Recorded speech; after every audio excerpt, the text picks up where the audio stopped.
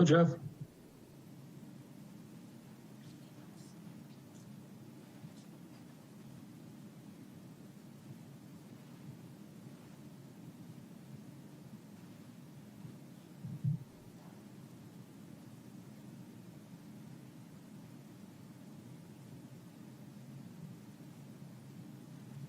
Chair Owen, we do have all commissioners, and it is now 1:30. Thank you very much. I'd like to go ahead and call the meeting to order with a few housekeeping items. I want to remind commissioners to keep their audio on mute unless they are speaking. Commissioners other than the chair can mute themselves. Staff will remain muted until needing to speak. As members of the public join the meeting, you will be participating as an attendee. Your microphone and camera will be muted. Only today's panels will be viewed during the meeting. If you're calling in from a telephone and choose to speak during the public comments portion of today's agenda, for privacy concerns, the host will be renaming your viewable phone number to resident and the last 4 digits of your phone number.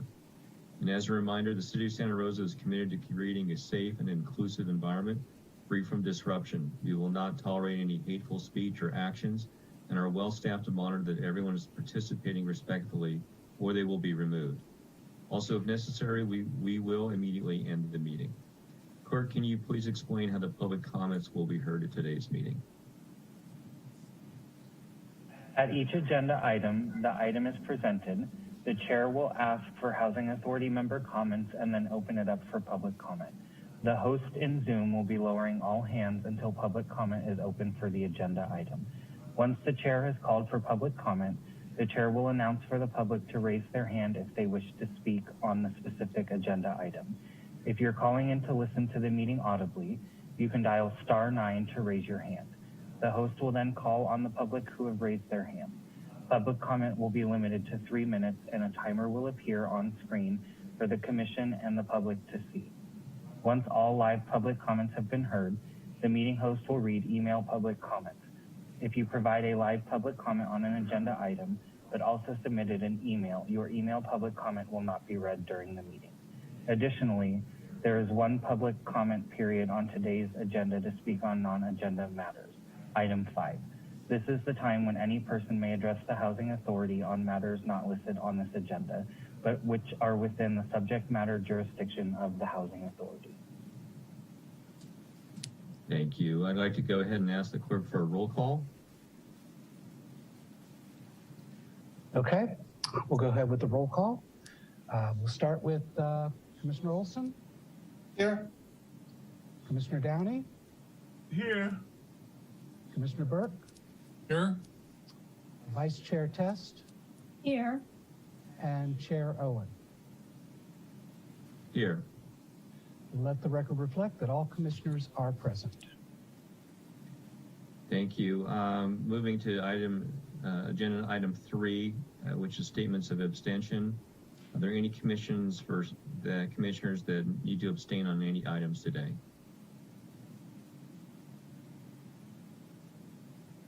Hearing none, go ahead and move it to item 4, which is our study session. And Megan, go ahead and let you introduce the item. Good afternoon. Item 4.1 is a review of fiscal year 2021-2022's proposed Housing Authority budget. I will be presenting this along with Kate Goldfine, Administrative Services Officer, and Rebecca Lane, Housing and Community Services Manager. Clerk, if you could put the presentation up, please.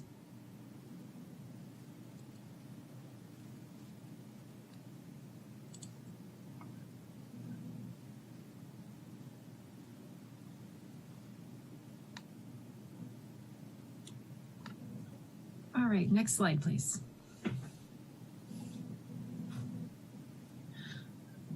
The Housing Authority's mission is to create adequate, decent, safe, and sanitary housing for qualified people within Santa Rosa, consistent with federal, state, and local law. The mission is incorporated throughout our programs that we'll be describing in this presentation. The next slide, please. Rebecca will provide you with an overview of the rental housing assistance accomplishments in the prior fiscal year. Thank you, Megan. Good afternoon, commissioners. My name is Rebecca Lane. I'm the manager of the Housing Choice Voucher Program, and I will highlight here on these slides that the Rental Housing Assistance Program continued to provide rental assistance to our entire client base of over 2,000 families in the city of Santa Rosa during the COVID-19 pandemic without any interruption in our services. Our offices did close to the public, as you're aware, but we continue to provide the full scope of services of the Housing Choice Voucher Program, including responding immediately to requests from families who were facing financial crisis because of the pandemic.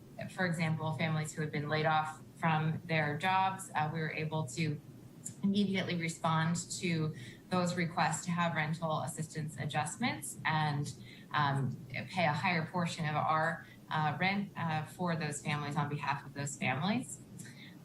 We also modified our operations to ensure safety during the pandemic, and we continue to operate under those modified protocols, including inspections as well as our interaction with our families. During this time period, we also solicited proposals for project-based vouchers, and one of those proposals did include solicitation that was issued in conjunction with the notice of funding availability for the Cdbg DR funds. And as you'll hear later on in the presentation, that was a successful solicitation for both of these resources that will be bringing a number of new units to the city of Santa Rosa, affordable units. We also worked with the Trust Division to initiate an emergency home funded tenant-based rental assistance program. Those were emergency funds that we received. We modified our program in response to the emergency, and we were able to begin pushing out a new form of rental assistance. Next slide, please.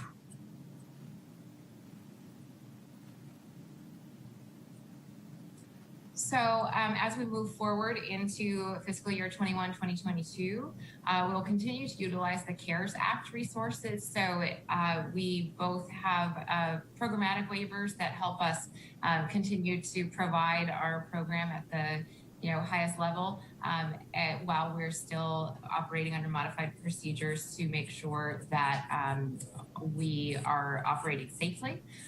So we'll continue to utilize those waivers. We also do have funding available that we have been using under the CARES Act to do things like purchase laptops for the staff so that they're able to work from home or work remotely. We will continue to pursue additional Housing Choice Voucher funding, including special or disaster-related funding as it becomes available. We're anticipating that in this fiscal year, there will be new notices about funding increases under the voucher program, and so we'll plan on pursuing those. And we will continue to utilize the resources of the Housing Choice Voucher program to strategically support affordable housing development and preservation. All right, and then I will provide you with the accomplishments for the Santa Rosa Housing Trust.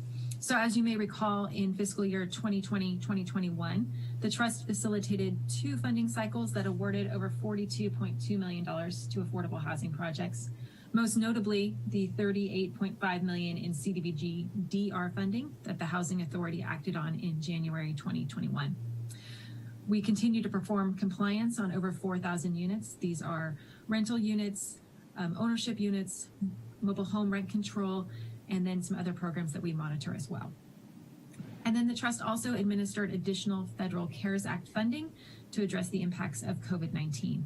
So the city received additional tranches of funds for Cdbg CV, which we directed towards public services, and then also additional funding for HOPWA, which is Housing Opportunity for Persons with AIDS, and that's administered by Face to Face. Next slide, please. So the key initiatives and challenges that the Housing Trust is navigating through in the upcoming fiscal year will be continuing to manage our approximately $122 million loan portfolio, As we look at these numbers in the next year, we'll see a significant increase because once we have our loans executed for that 38.5 million, you'll see a significant bump in our portfolio balance. We also will continue monitoring our affordable housing units. So likewise, I anticipate seeing a noteworthy increase in the units that are under regulatory monitoring. We will continue to solicit, evaluate, and originate affordable housing development loans. And as you may be aware, we're currently in the process of doing that with our Focus 21-22 NOVA. So that will be presented to the Housing Authority in the near future. And then finally, we will pursue additional funding opportunities to further create and preserve affordable housing in Santa Rosa. And now we will turn the presentation over to Kate Goldfine, Administrative Services Officer. Thanks, Megan, and good afternoon, Commissioners. I'm Kate Goldfine, Administrative Services Officer, and I'll be presenting the fiscal year 2021-22 proposed budget today. We follow HUD regulations, program and funding mandates, City and Housing Authority policy, and city leadership directives to formulate the authority's budget each year. By reviewing the budget today and then approving it in June in advance of the City Council, you're directing us to expend these funds to further the authority's goals in accordance with federal, state, and local law. So this slide shows the budget, the summary of the budget at its highest level. And the proposed 21-22 budget is very similar to the adopted 2021 budget. Fiscal year 2021 had several large one-time funding sources, including the over 38 million of community development block grant that Megan just discussed, and CARES Act funding of about 1.7 million. So these one-time funds were added to the budget mid-year and were not part of the adopted budget. So I'm not including them because I'm trying to show you an apples to apples comparison of budget year over year without those large swings. So 21-22 funding is we're expecting funding of about 44.4 million, and expenditures are just a little under 44 million. 2% increase on both sides. There are 3 program areas within the authority budget: administration, housing choice vouchers, also called rental assistance program, and the housing trust, which I will discuss in detail in the upcoming slides. Next slide, please. All right, so we'll begin with the administrative budget, and we reviewed this in great detail during study session last month, so I'm not going to go over all of that again. I'll just summarize by saying the admin budget is a little over 1.4 million, covers costs for shared resources for the programs that utilize its services and supplies. That's primarily the housing trust and rental assistance programs. They bear most of these costs, and those costs appear as allocated costs in their budgets. Next slide, please. Okay, this slide shows the year-over-year comparison of the administrative budget. So salaries and benefits decreased almost $50,000 as the fiscal year 2021 adopted budget included a portion of a marketing and outreach coordinator to support the Housing Authority programs. However, we learned this year that actual work for the authority has been significantly less than anticipated, so we reduced those charges in accordingly. Services and supplies, including shared services and controllable costs, decreased around $5,500. We did an in-depth review of actual expenses and for the past few years, and we reduced where possible. Liability insurance increased citywide to all funds, including the authority. Information technology costs were flat year over year, and overhead increased slightly.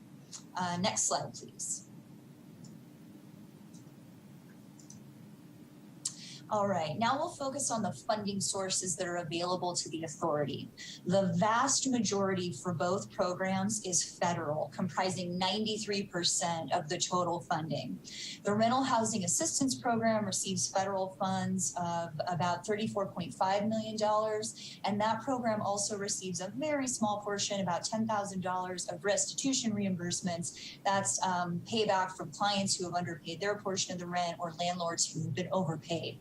So we learned last Friday, April 23rd, HUD announced the calendar year 2021 administrative rates for the voucher program, and those did increase over fiscal year 20 or calendar year 2020. So we're working with the finance department to get those changes implemented in the budget system, and I'll have an update for you in the final budget. So that number of federal grants to the HCV program will increase very slightly. Okay, moving on. The trust receives 3 federal grants. The Community Development Block Grant called Cdbg, Home, and Housing Opportunities for Persons with AIDS called HOPWA. They collectively total about $2.7 million, and the federal government announced those final allocations in March. There was very little change year over year. So then the non-federal funding to the Housing Authority goes to the trust, and it makes up 7% of the total funding. The largest source of that is impact fees, budgeted at $1.5 million. These are the fees that are paid by housing developers whose market rate housing impacts the surrounding area, and the city uses that for affordable housing. We're budgeting $876,000 in loan repayments in fiscal year 21-22, and this is significantly higher than fiscal year 2021. And this is because the trust received several large loan repayments in 2021 that we're utilizing in 2021-22 rather than waiting until the following year. The next source of funds is City General Fund Real Property Transfer Tax at a little over $500,000. This is the amount of real property transfer tax designated for housing and homeless services. The housing portion goes to the Housing Trust. And then compliance monitoring fees of $130,000 and property rental income for the Brookwood property at $9,000 round out the funding for the trust. Next slide, please. Okay, this slide shows summary expenditures by category. Rental assistance, as usual, is the largest expense by far, 75% of the budget, $32 million. The Housing Authority passes through those funds from the federal government to landlords. Loan activity is robust at $4.7 million. We're utilizing carryover from prior years, plus all the new funding that's available for affordable housing production, rehabilitation, preservation, and conversion. Federal home-funded tenant-based rental assistance, TBRA, is a newer program to the authority. Rather than using home funds for loans in 21-22, the funding is going to be directed to income qualifying residents for a rental assistance program. Moving around the pie, subrecipient funding is the federal HOPWA funding and local fair housing funding going to the service providers who provide those services. Cdbg Public Services is the portion of that grant that the City Council has directed to homeless services for many years now. The next expense is salaries, benefits, and services and supplies for the program staff who work directly for the trust and voucher programs. There's equivalent of 19.1 staff supporting those 2 programs. And then finally, allocated costs at nearly $1.4 million represent the portion of admin that is paid by the trust and voucher programs. Next slide, please.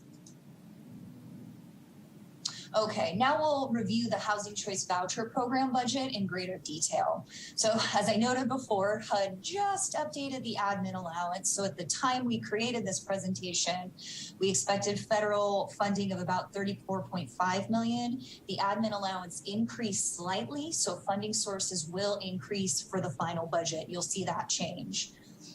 Looking at expense, salaries and benefits are decreasing for a few reasons. One, 4 longer-term staff in the program left the city in fiscal year 2021 and were replaced by staff at a lower salary level.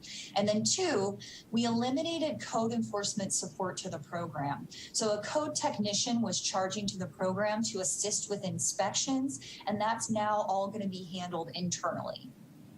We reduced services and supplies about $27,000, but now that the admin allowance has increased, I'll increase that category so that we utilize the full amount of our allowance, and you'll see that change in the final budget as well. And then allocated costs decreased slightly along with salaries.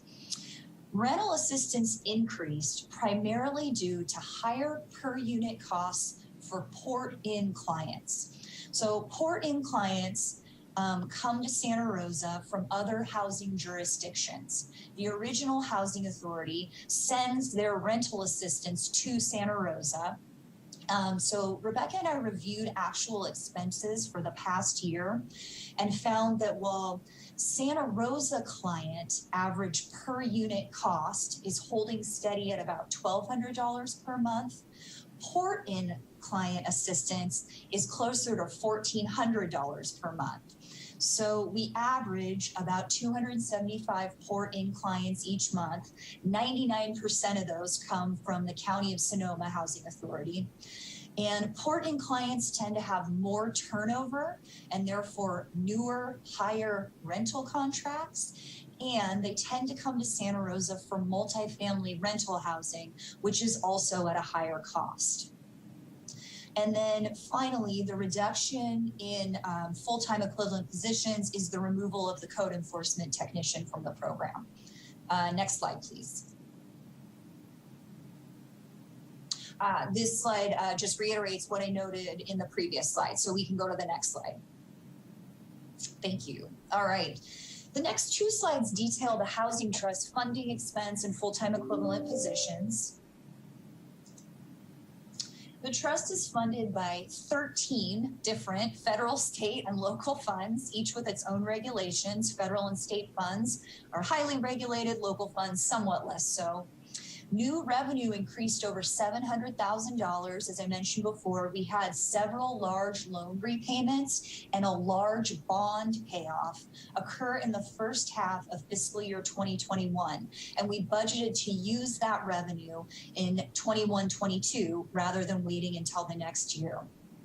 Transfers in increased as well. As I noted, per city council policy, the city designates a portion of its real property transfer tax for homeless services and affordable housing. That amount increases 5% annually. Homeless services costs stayed flat, and that's in a different budget. The additional real property transfer tax you see here goes towards affordable housing. These increases are offset by less uncommitted carryover. So that's revenue that comes in over budget or was budgeted but not used for salaries, benefits, and services and supplies and such. So it's available the following year for loan activity.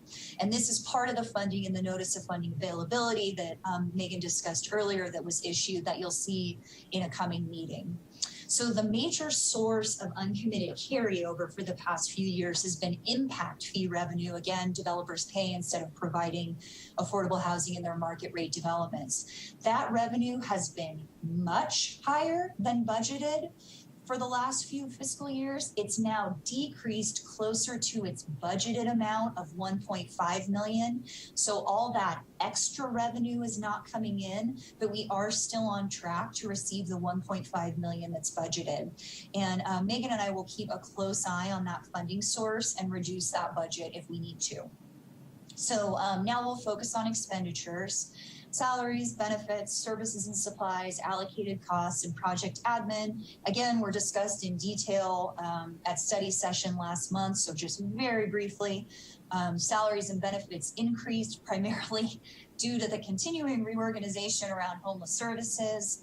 A program specialist position from the trust was assigned part-time to homeless services, but has now been moved back full-time into the trust, which increased those costs. This is offset by several long-term employees leaving the program and their replacements being hired at a lower salary step.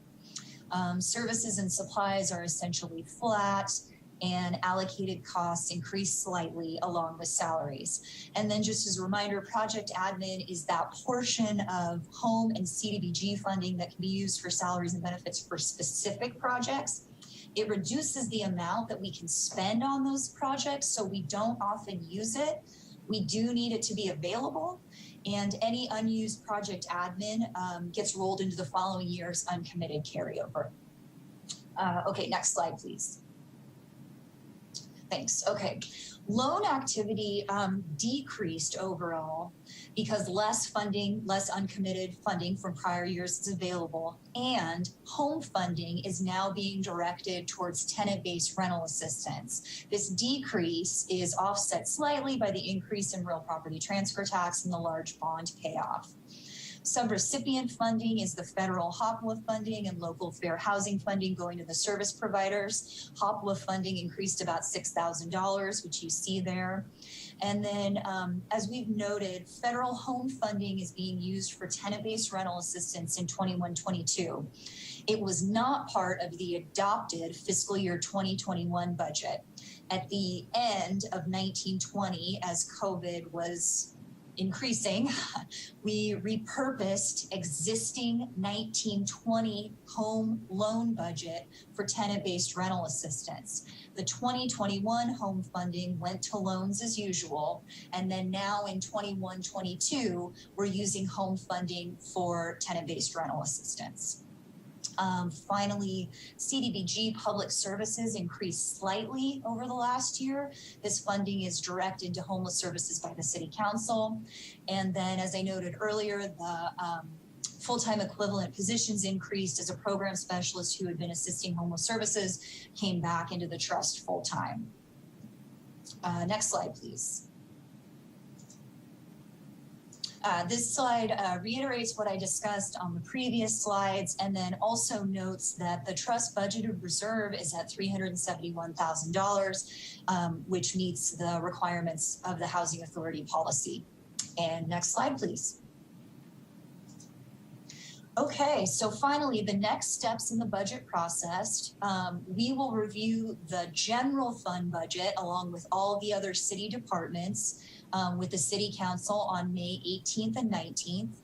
We'll be back in front of you on June 21st, and then back in front of the City Council on June 22nd for approval of the final 21-22 budget.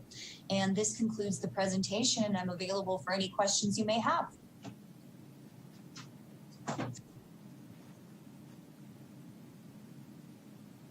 Thank you, Kate. Commissioners, Commissioner Downey, you have a question? A couple of questions. One question is, I was under the impression that homelessness was being administered by a different agency other than the Housing Authority. Is that not true? That is true. So it was in the Housing and Community Services Department, in the department in which the Housing Authority is also in. It moved to the City Council Department this year. Okay. And then the second question is, I don't know the particular, maybe Steve Burke can clarify this, or Jeff Burke, I'm sorry. Under the Housing Trust, is the Housing Trust allowed to borrow money to build affordable housing, or is that not within the tenets of the Housing Trust? And this is Megan Bassinger, and I'd be happy to interject there. And we have done this in the past. The department or the city has taken out a loan to further affordable housing, and this was conducted, I think, back in 2008. But there are costs associated with borrowing against our future revenues. So it's not in our best interest. It's in our best interest to just put out no feds and have external contractors apply to build housing. We would need to evaluate the pros and cons of such an endeavor. And then also, we don't own and hold real estate. We provide the financing so that it's all independently owned. We're not a public housing authority in terms of units that we own and operate. Okay, thank you.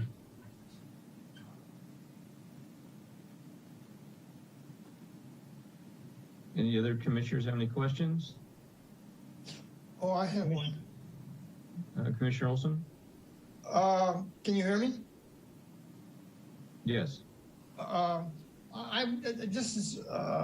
So this new housing board that the county and the city has put together to spend money on affordable housing, are we going to be kept in the loop on that?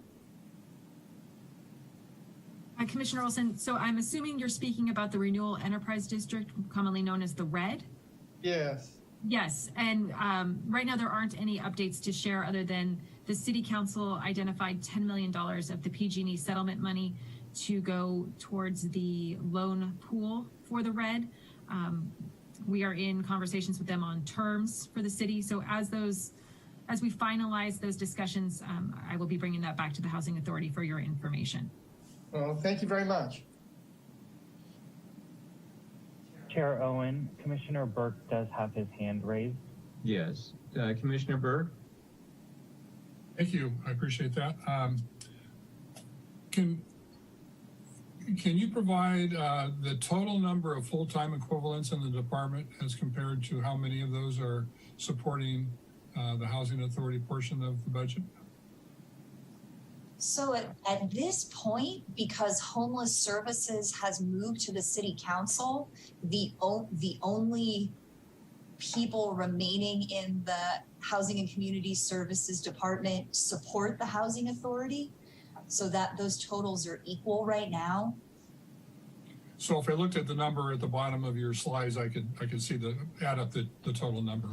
Yeah. Yes, and it just reminded me of something. There is one position that remains in the Housing and Community Services Department General Fund, and we have not yet received direction on what to do with that position yet. The city is in the midst of another reorganization, and I think the commissioners know the city manager is leaving the city, and we have an interim assistant city manager right now. So a lot of that is up in the air. So I can tell you though that there's 20 FTE supporting the Housing Authority and then 21 in the department. Very good. Thanks, Kate. I appreciate that. In addition to that, question about the portfolio management staffing and effectiveness. You know, it's a lot of housing has been produced, a lot of housing is out there, big portfolio. But tracking all of that to make sure that people are honoring their agreements is really important. So can you tell me a little bit about, again, who's doing that work and how effective that has been recently? So Commissioner Burke, and I want to apologize, I'm having bandwidth issues, so I had to turn off my camera. Just to clarify your question, you're interested in our internal compliance monitoring? Correct. So we have a housing and community services technician that retired in October, and we were able to hire someone into that position in January. That individual oversees the regulatory agreements that the Housing Authority has in place on all of our loans. And so that includes quarterly and annual monitoring of those units. She also oversees some of the bond finance units that have those monitoring agreements as well. And then units that are created through the city's density bonus and housing allocation plan also have affordability agreements that we monitor on a similar calendar, so quarterly and annual reports. Thanks, Megan. So basically there's one full-time equivalent that's monitoring that responsibility, and it includes the city's activity. So does the cost of supporting that portion of it, does that come out of our budget, or is that another source of funding? So one of the additions, and Kate, if you know the year, please feel free to interject. I think it was in the mid-teens of the 2015-ish. Monitoring fees were added to some of our regulatory agreements. So density bonus, housing allocation plan contracts, as well as new regulatory agreements have per unit monitoring fees that are associated with those agreements, and those developers have to pay annually. So we generate, I want to say, about $130,000 a year from those compliance monitoring fees, and that pays for the technician's salary and benefits. Thank you for that. I do recall now that occurred, and so that's how we get that portion of the responsibilities funded. On slide 8, it talks about the liability insurance, and it's probably been on previous years. I just haven't noticed it, but I think on one slide it shows 2 or 3% increase. Another slide it shows 52% increase. Slides 5 and 6 maybe. Maybe you can clarify that first of all. But my main thing is that still a consortium insurance group that the city is involved with? And does it include kind of everything associated with the housing authority, including directors and officers' liability insurance? Okay, sorry, I couldn't unmute there for a second. So on slide 8, it shows that liability insurance is 3% of the administrative budget. And then on slide 9, it shows that it increased 52% over the prior year.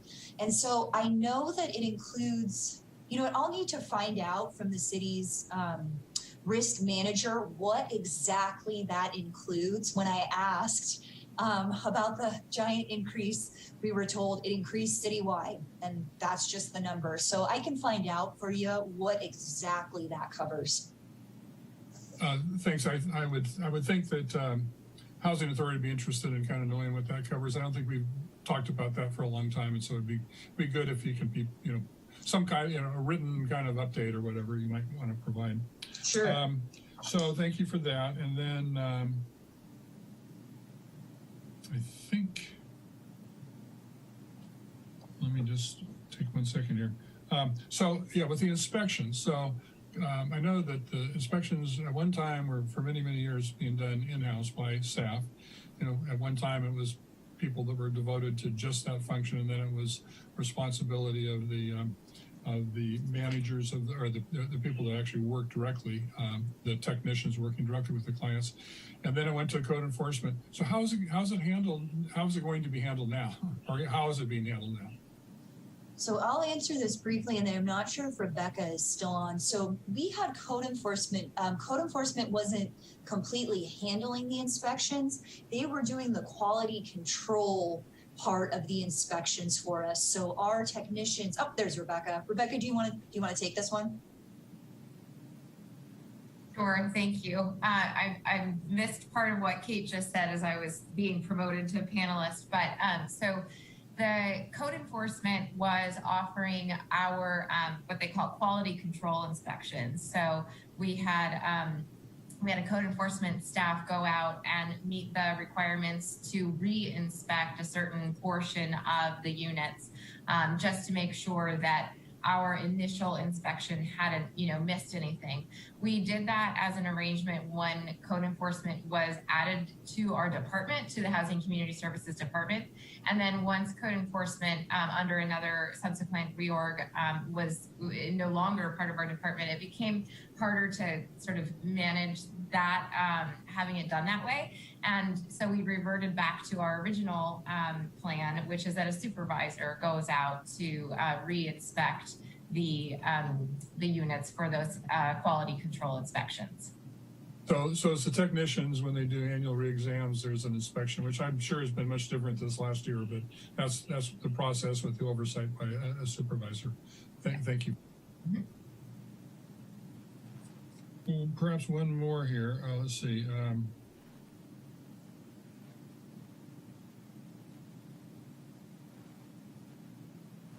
I think those are my questions. I appreciate the answers. Commissioner Test or Commissioner Olson, any questions? No. No.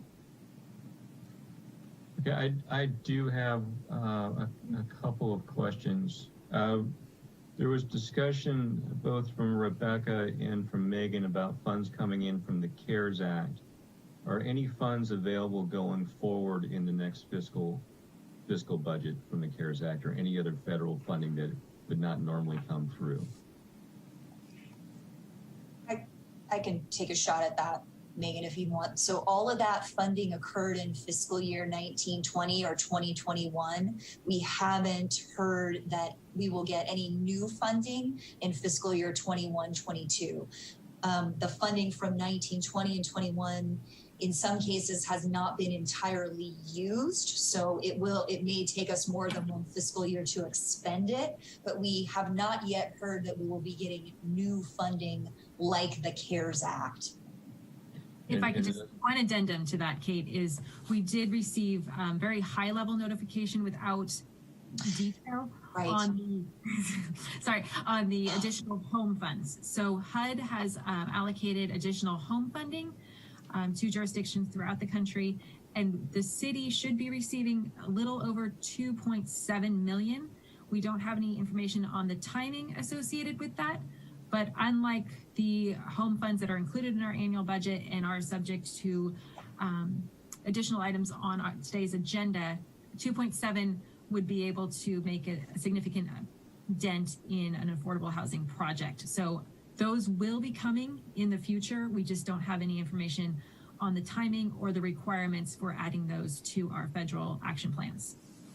And those funds, Megan, are going directly to Housing Authority. They're not being spread to, they don't go to the general fund first? Federal allocations do not touch the general fund. They are received into special funds, allocated funds, so Cdbg, Home, or HOPWA. They are directed to the city. The city is the recipient, and then the city provides them or reallocates them to the Housing Authority for administration. And that's dollar for dollar? Yes. Okay, thank you. The impact fees that are showing up in the budget, this is a point that Kate made of 1.5 million. How does that compare? Was that flat from prior years? Yes, we've always kept the budget flat at 1.5 million, kind of in anticipation of what's occurring now, which is that we were getting like 2.3 million, 2.4 million for a few years, and now that's decreasing. So I think we're going to hit 1.5 million in fiscal year 2021, and we budgeted that again in 21-22, but we're going to be watching it closely, and if it doesn't look like we're going to receive that amount, we'll reduce loan activity in the corresponding amount. Has the impact of fee schedule changed in the last few years? Correct. It has changed? There was an update to the impact fees and the addition of a commercial linkage fee in, I think, 2019. It could have been early 2020. Okay, and again, just to confirm that all the fire rebuilds we see in our community do not pay impact fees because they are already existing lots. So that's correct? That is correct, unless I think there's a significant change. So unless you were putting additional units onto a multifamily property, for example. But they've already paid their housing impact fee, their park fees. Those were paid when the units were initially constructed. Okay, thank you. And then the other question I had to do with the real property transfer tax. It's good to see that those monies are going up to over $500,000. But how much was the overall real property or anticipated real property transfer tax amount that goes in the general fund, of which only $500,000 comes to the Housing Authority? Do we have that figure? I do. So the budget team is, the city's finance department is estimating 3.5 million in 21-22. This year, Housing and Homeless Services gets 40% of that. So 37% of that went to affordable housing, and then we use a portion of that also for the fair housing contract that we're required to have, just a small portion of it. And then 63% of that went to homeless services. Of that 40%, if that makes sense. Yeah, so of the 40% of that dollar amount, so 3.5 million is the total real property transfer tax that goes into the general fund for the city. Of that dollar amount, 40% comes to Housing and Homeless Services, and of that 40%, 37% goes into Housing Authority. That's correct. And if a train leaves Paris at noon, right? Yeah, exactly. So I think I followed that. Thank you. The added aspect is, at what level is the determination made of the split of the 40%? Does that come from the finance department of the city, or where is that decision made? So that decision is made within the portfolio level at the first pass.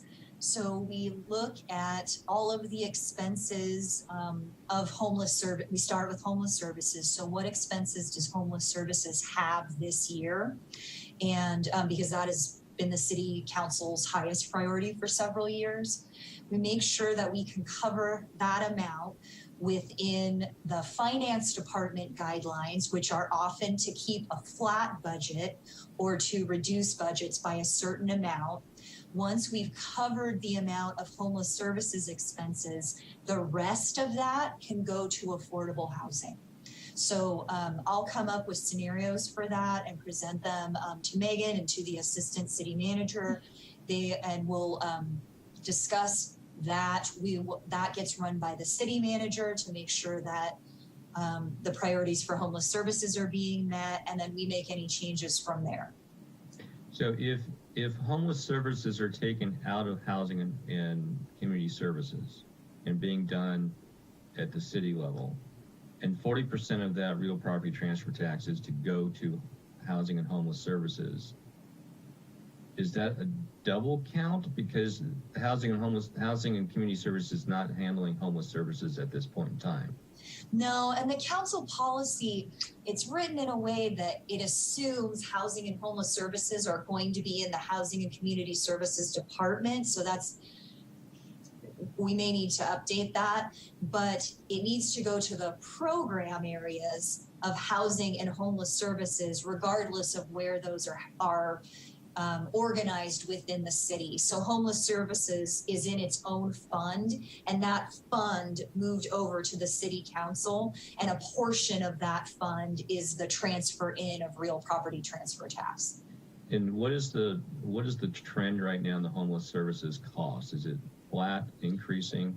So this year, it's interesting. We were directed by the finance department to prepare a flat budget for homeless services, but I believe with the new sprung structure out there, they had to make some changes because of COVID, that those costs may be increasing, but that will be for the city council and the city manager to review and discuss those upcoming changes.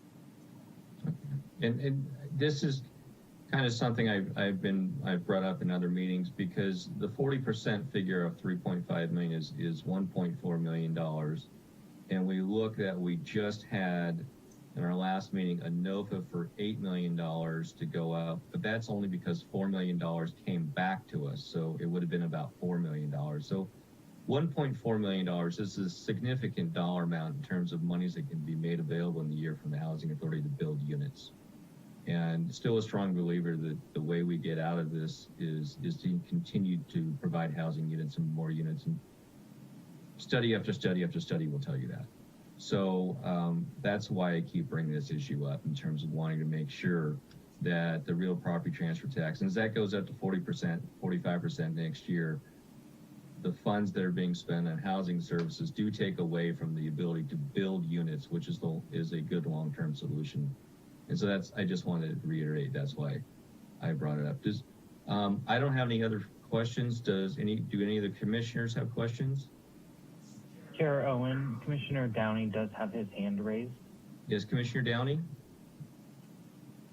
My question is, I was reading in the Press Democrat that Governor Newsom is releasing funding for pre-fire preparation as we're anticipating a potentially robust fire season, which is pretty hard to imagine on top of COVID. So I'm wondering if any of those fundings will go into the Housing Authority, or if there are any other sources of funding to help us prepare for an event should something jump off. So any revenue sources associated with fire prevention or mitigation are being handled by the city's fire department, and then also in conjunction with the Department of Transportation and Public Works, which has a fairly robust maintenance crew. So those are being handled at that level of the city and are administered by the city council if such funding is to flow directly to the city.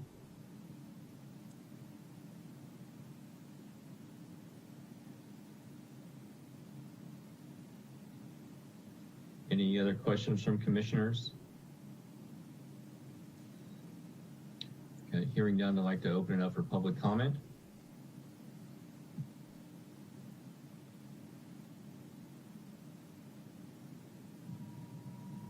We are now taking public comments on item number 4.1, review of fiscal year 2021-22 proposed housing authority budget. If you wish to make a comment via Zoom, please raise your hand. If you are dialing in via telephone, please dial *9 to raise your hand. You will have 3 minutes to make your comment. A countdown timer will appear for the convenience of the speaker and viewers. The first speaker will be acknowledged and invited to speak. Please make sure to unmute yourself when you are invited to do so. Your microphone will be muted at the end of that countdown or at the conclusion of your comment. I do have one public comment.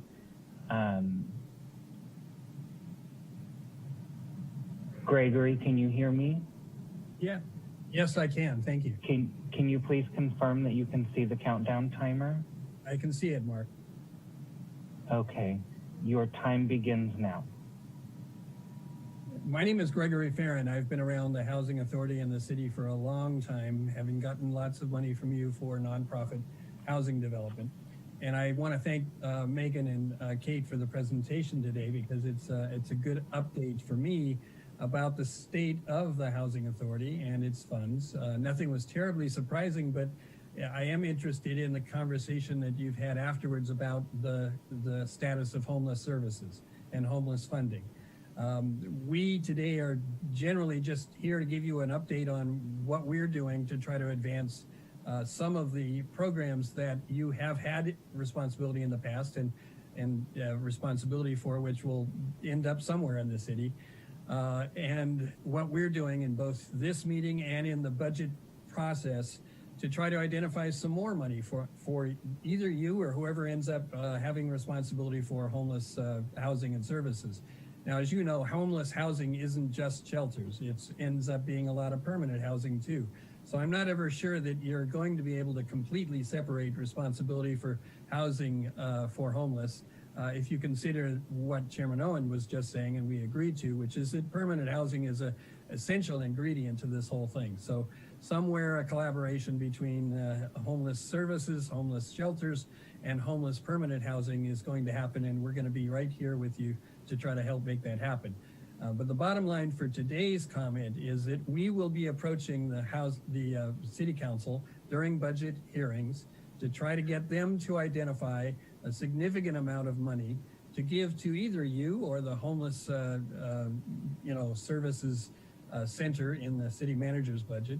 But some budget line items are going to increase, and they will be a holding zone for some reserve money, PG&E money, rescue money, some money that has a lot less restrictions than state and federal, and that can be used for the kinds of things that we see in the community and the council sees as gaps, as needed housing and services.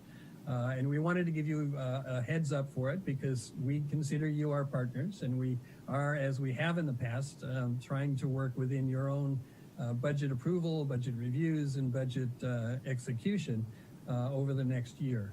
And we're here, we have given also a site plan for what we've put together for safe parking, RV parking, and modular parking. I sent it to Megan, I think, yesterday afternoon. It's not important for you to look at it now, but it is important for you to understand that as we ask the city for either sites or money, we do have plans, and Homes for Homeless and Saves are the co-authors of the plan that we submitted to you yesterday. It's just the best update that we have as to if we had a site and we had some money, what we would do with it.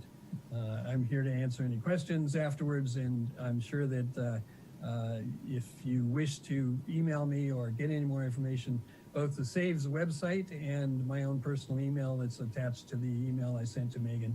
And again, I definitely understand what your responsibility is to review and approve a budget. I don't expect you to find money within your budget for what I'm asking for, but we will try to help get you the money in order to be able to execute these plans.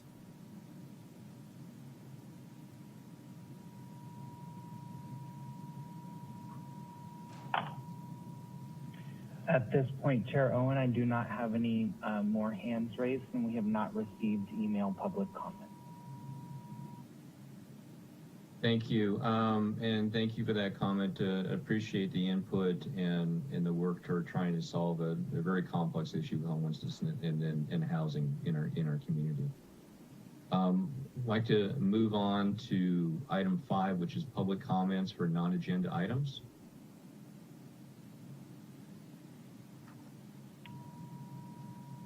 I'm sorry, Chair Owen, I lost the PowerPoint. Give me just a moment. Thank you.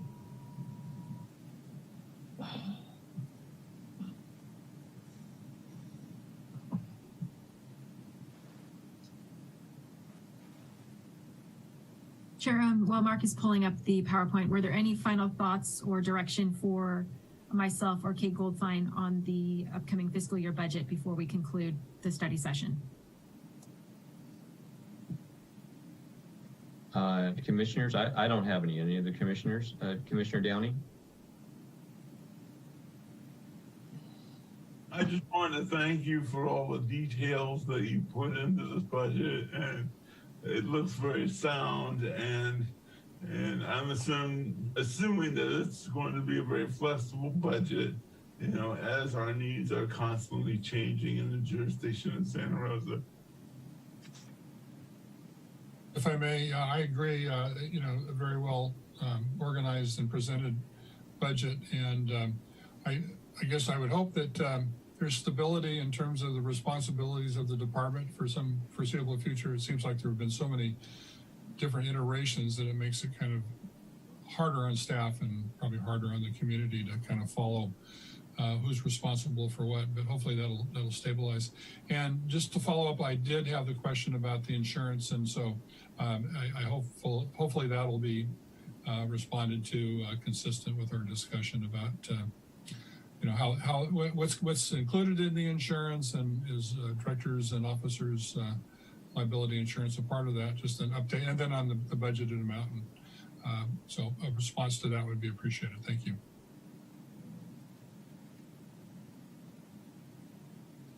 Chair Owen, I am ready to move on to the public comment section. Thank you. Please proceed. We are now taking public comment on item number 5, non-agenda items. If you wish to make a comment via Zoom, please raise your hand. If you're dialing in via telephone, please dial *9 to raise your hand. You will have 3 minutes to make your comment. A countdown timer will appear for the convenience of the speaker and viewers. The first speaker will be acknowledged and invited to speak. Please make sure to unmute yourself when you are invited to do so. Your microphone will be muted at the end of that countdown or at the conclusion of your comment.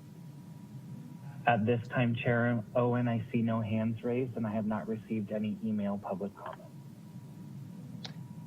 Thank you very much. I'd like to go ahead and move to item number 6, which is approval of minutes. Are there any comments on the minutes? Fine to me. Thank you. Hearing no comments on the minutes, I'd like to go ahead and, for the record, to show the minutes have been approved by unanimous consent. And move on to item number 7, which are commissioner reports. And I understand that Vice Chair Test would like to discuss something. Yes, I have an announcement. Thank you. The City of Santa Rosa is now accepting applications for the Merit Awards for 2021. And those are for individuals or organizations whose volunteer efforts make Santa Rosa a better place to live or work. Information and application for the nominations are in both English and Spanish and can be found on the City of Santa Rosa Merit Awards online, as well as the Finley Community Center, a written application. The deadline for submitting is July 10th, and the actual award ceremony will be September 20th. And members of the public are certainly invited to attend, submit nominations, and it's a wonderful program. Thank you. Thank you, Chairman Tess. I'd like to go ahead with moving on to item 8, which are committee reports. And I understand that there are no committee reports for this meeting. Moving on to item 9 was the executive director reports. And Megan, you had something you wanted to discuss? Yes, thank you. I just wanted to give the commission a quick update on the status of the vacant Housing Authority Commissioner, the tenant commissioner positions, as well as the 2 commissioners that are up for reappointment. As of this morning, the city clerk has scheduled interviews for June 29th. The city clerk will be contacting all of the applicants to schedule the interviews directly. This could change. The city council is working through a variety of issues, and it's caused agenda items to move around on the calendar. But again, right now we're looking at the end of June for potential commissioner interviews. And the other item I'd just like to quickly mention is that with the change in the city manager and city leadership, they are extending the interim appointments for the assistant city manager as well as for the acting executive director, which I am currently filling. So there should be some continued stability in those positions for the future months. And I'd be happy to answer any questions. Megan? Yes. I'm going to be, I want to do this for 2 things. It sounded to me like there's going to be a meeting at the end of June, which you'll need a quorum for. And I will be out of the, I'll be out June 22nd to 28th. I'm going to a wedding in Savannah, Georgia. So not only for the interview, but also I thought like maybe there has to be a quorum for a meeting on the budget on that date. We will need a quorum, so thank you for sharing that with us, and we will look at our calendars and plan accordingly. And then Commissioner Olson, in terms of any potential interview, when the city clerk contacts you, you can share with them what your schedule is. And again, the interviews could change again. It's had to be adjusted several times as issues have arisen. Yes. All right. Thank you, Megan. You're welcome.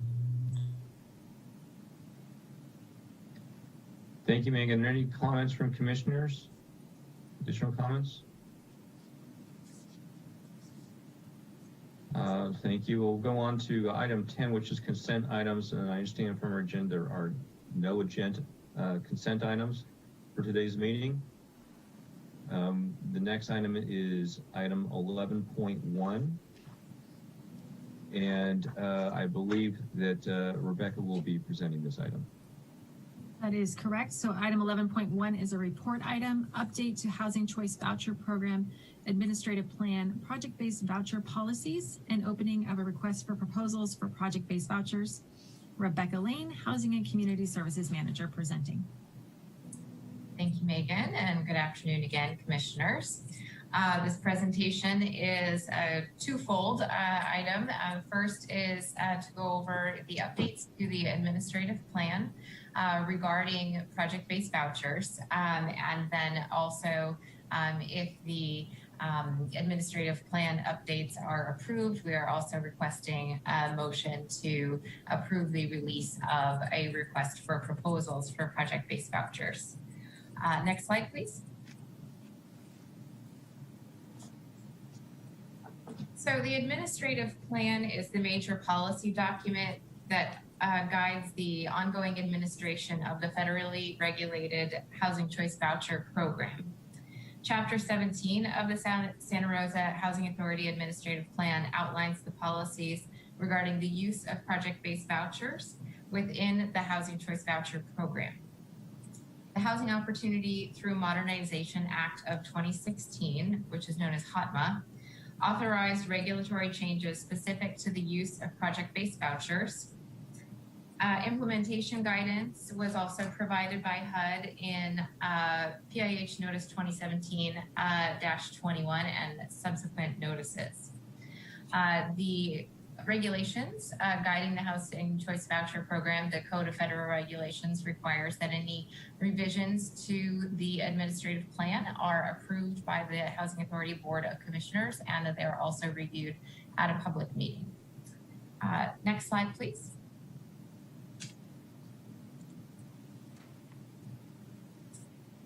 So I'll start with a little bit of background just about project-based vouchers and what they are. The Housing Choice Voucher Program does provide a form of tenant-based rental assistance in which the voucher holder, the participant in the program, pays 30% of their monthly adjusted income towards the rent in the property of their choice. The Housing Authority pays the balance of the rent directly to the owner.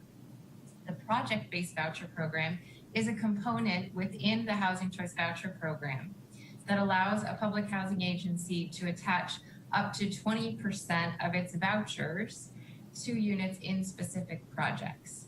This percentage limitation is known as the project-based voucher program cap. In the project-based voucher program, a property developer agrees to set aside a portion of the units in a new, rehabilitated, or existing housing development for voucher holders that are referred through the public housing agency. The project-based voucher program helps promote affordable housing development and preservation by allowing housing developers to leverage the project-based voucher funds to secure other forms of financing for the program, or for the project, excuse me. So in this program, in the project-based voucher program, the significant changes that were authorized under HOTMA is number one, that it simplified how a housing authority can calculate what their specific cap is going to be. Prior to HOTMA, the calculation was 20% of an agency's budget authority, which was difficult to nail down as our per unit costs change over time, and those can go up or down depending on the rental market. And then our budget authority is determined by our per unit cost. So since that was a moving target, really, the first change in HOTMA is a simplification of the regulation. And so now it says your standard program size cap is 20% of the units that you have under contract with HUD. So grateful for that. And it makes it easier to talk about. HOTMA also changed the program cap to allow public housing agencies to increase their program cap for specific reasons. So HOTMA changed the program cap to allow a public housing agency to use an additional 10% of its project-based voucher funding for units that are set aside for any of the following uses. Dedicated units for individuals and families who meet the definition of homeless under Section 103 of the McKinney-Vento Homeless Assistance Act. Dedicated units for families that are comprised of or include a veteran. Units that provide supportive housing to persons with disabilities or elderly persons, or units that are located in a census tract with a poverty rate of 20% or less. So these additional units for those specific categories are called the exception units. And next slide, please.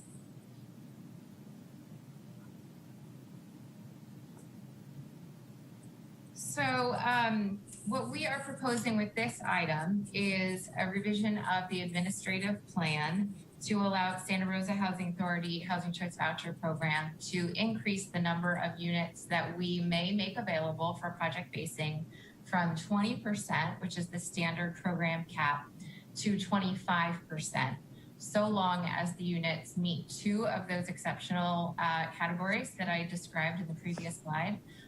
These would be in Santa Rosa for people who are homeless, or for people who are veterans, households that are comprised of or include a veteran.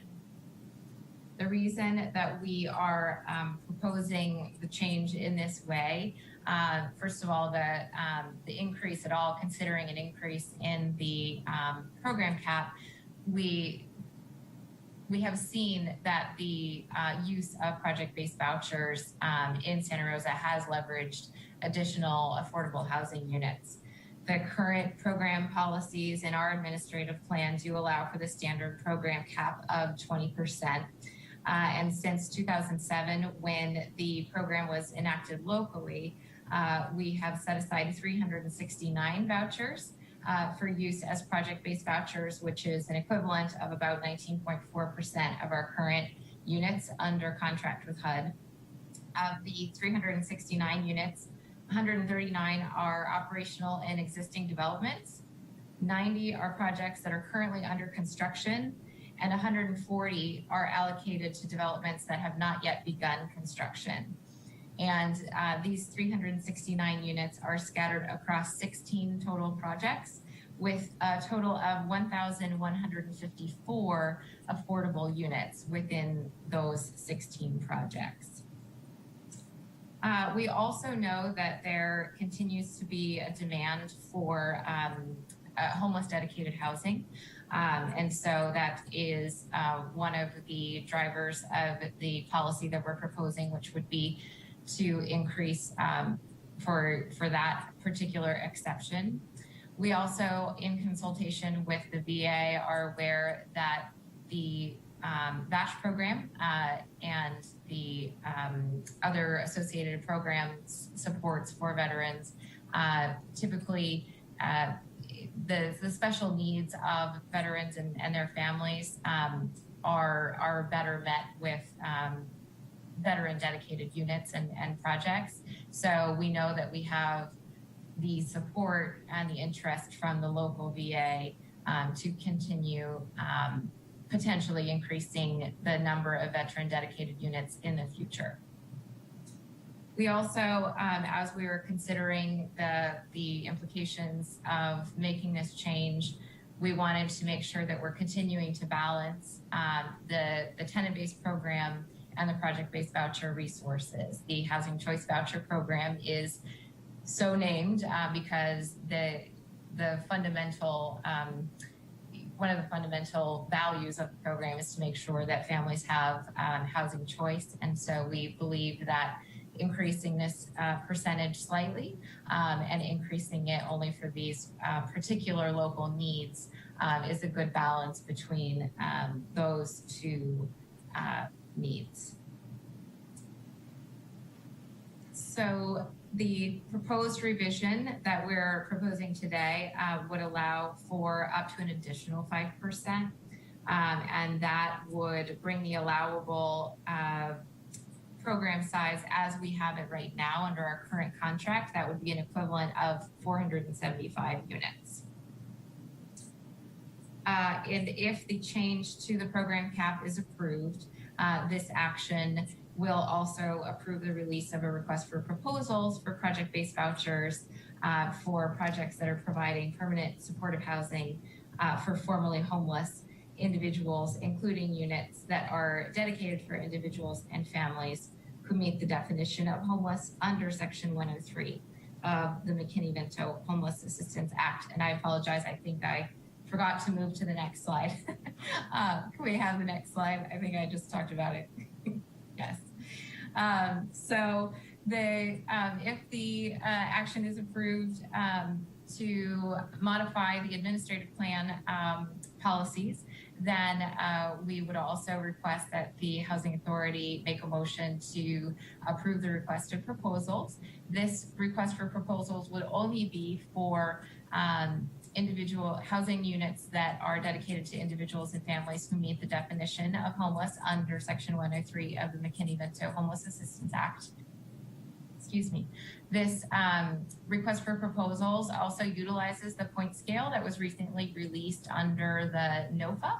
And that's similar to our previous rounds of funding where we attempted to, have some streamlining between the NOFAs on the trust side and the request for proposals under the voucher side.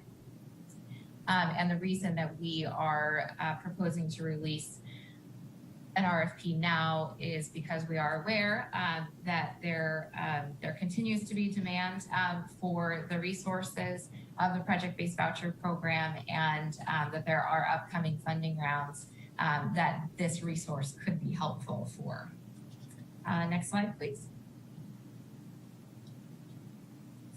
So this is a long recommendation, but is recommended by the Department of Housing and Community Services that the Housing Authority by resolution adopt the revisions to the Housing Choice Voucher Program Administrative Plan Chapter 17, Project-Based Vouchers, to bring the Project-Based Voucher Program language in line with the current regulatory language that was authorized under the Housing Opportunity through Modernization Act of 2016 and implemented under the Office of Public and Indian Housing Notice 2017-21.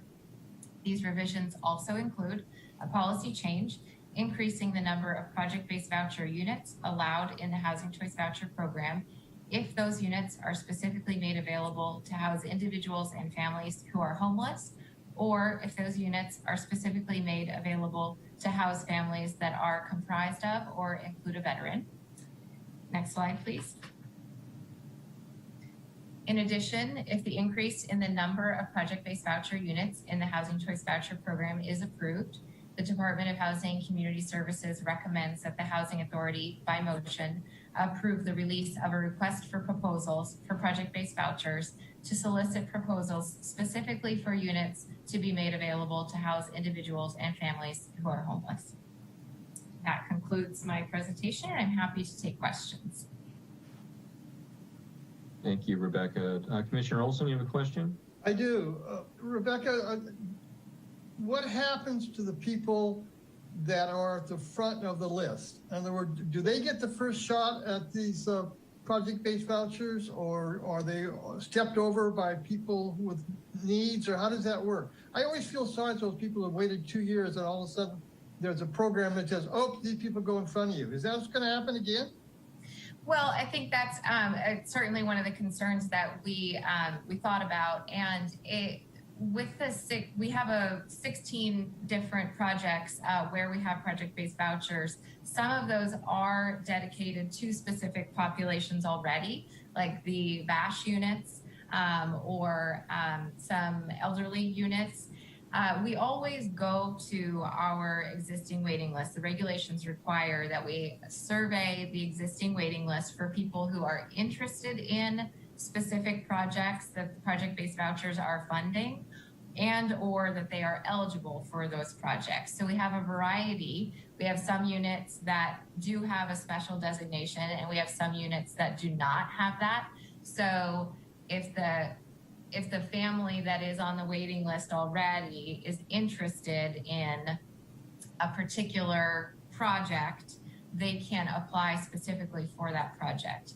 So to answer your question, it is possible that would happen if someone who is currently, a family who's currently at the top or near the top of the waiting list, if they are not interested in an invitation to apply for a specific project, or if they are not eligible for a specific project, then a family that is below them on the waiting list may be eligible or be interested for a project-based unit, and that person would, or that household would move into that project before the other family. So it makes the waiting list a little bit more dynamic in terms of how it moves.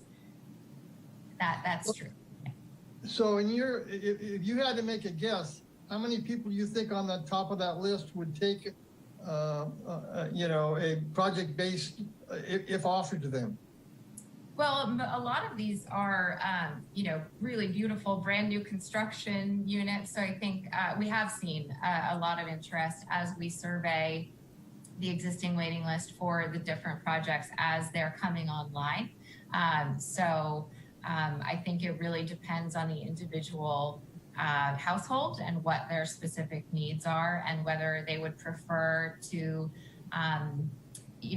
take the shot at applying for the specific project, or if they would prefer to wait and see, how much longer the wait might be for the tenant-based voucher. Well, that's always a concern to me, but thank you very much. Sure. Commissioner Test? Yes, hi. I had a question. So this is a proposal to increase by 5%. Excuse me, 5%. Mm-hmm. And does this apply just to new projects that will be coming forward, or could existing properties apply for these project-based vouchers? So the policy and the regulations allow for new construction, rehabilitation, or for existing units to apply for project-based vouchers. The Housing Authority makes that determination upon the release of each request for proposals as to whether or not it will be specifically for new construction or specifically for one of the other housing types, the rehab or the existing units. We have found the most success so far in releasing them for all three of the potential unit types, because the resource of the project-based vouchers can be helpful to all of the different unit types.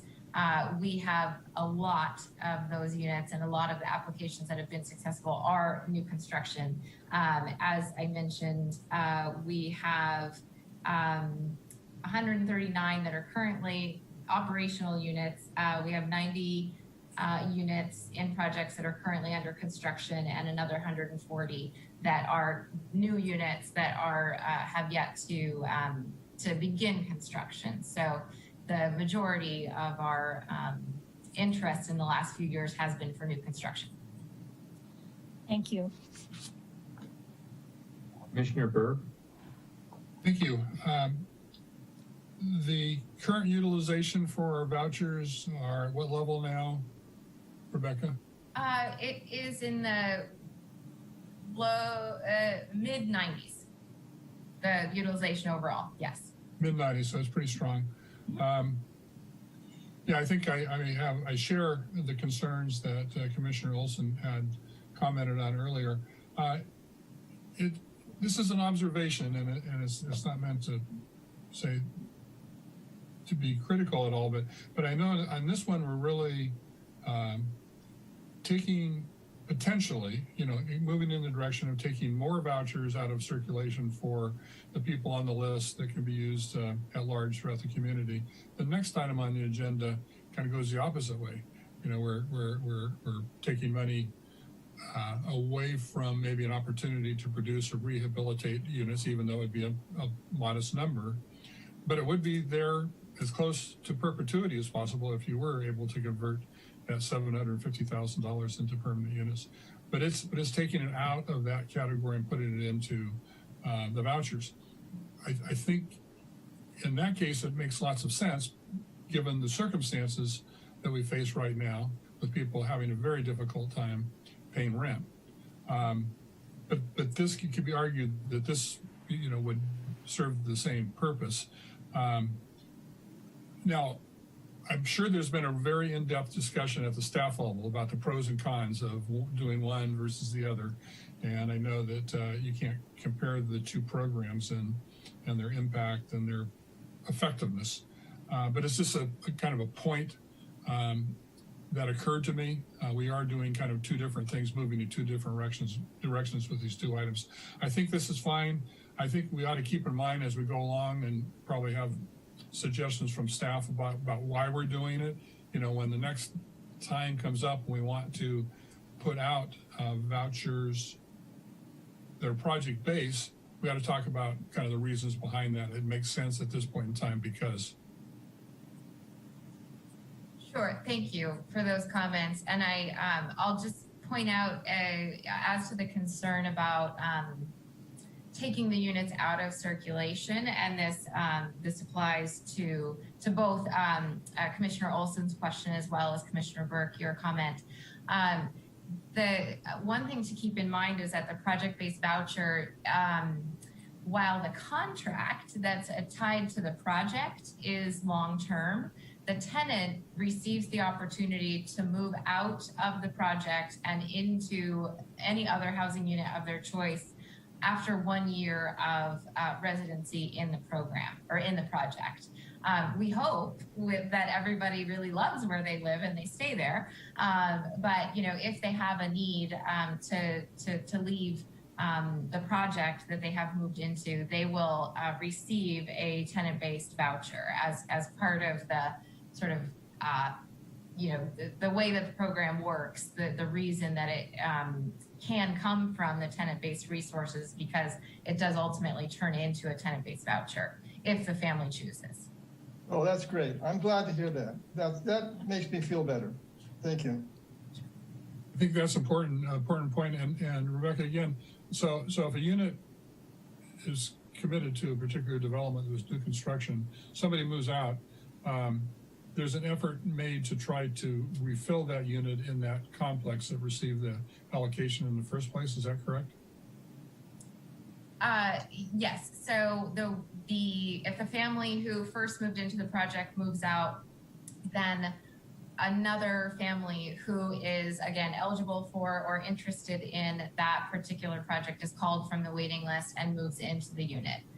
So that's how I was trying to, come up with a word to describe the impact on the waiting list, is that it does make it a bit more dynamic, because we might have, different families depending on their preference. If they want to move into a project and they're eligible for a project, come off the list at different times in order to go into the project that has a vacancy. So we're monitoring that for every single project that is currently in operation. We monitor that very closely, and each individual project will, if it doesn't already, ultimately have its own waiting list. And we find that to be the best way to make sure that families are informed of the specific unit that they are, aiming for, that they're waiting for, and they can be on multiple project lists.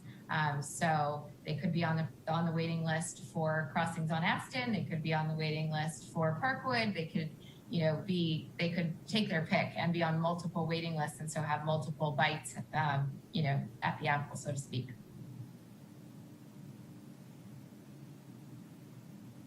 Commissioner Downey, you had a question? I think my mic is on. Hi, Megan. Rebecca. So if I am Jane Smith, hypothetical construction company, and I'm applying for a NOFA to receive funding for my building project, where am I going to get the most benefit or tax credits? Either going with a project-based voucher, or just setting aside X amount of units to comply with the contract of receiving public funds? I guess I'm wondering what has the bigger carrot as for my construction company? Well, sorry, go ahead. I'd be happy to try and attempt to answer that with Rebecca's assistance. They're different. They both can count towards the local contribution for the project, and depending on the tax credit round or the rules that a developer is pursuing, there may be different benefits. The project-based vouchers generally have a 20-year contract, and so that is ongoing anticipated rent that can be counted towards the income of the property. And so that can help reduce the amount of a first mortgage that the property would need to carry. Whereas housing authority contributions are often considered soft debt, so it's a debt on the project that doesn't need to be serviced unless there's residual cash receipts. So the project is generating cash flow. That's when we see repayments. And so that's generally several years into the operation of that project. So it depends on the project size, the funding that they're pursuing, and how competitive the financing arena is at that particular juncture.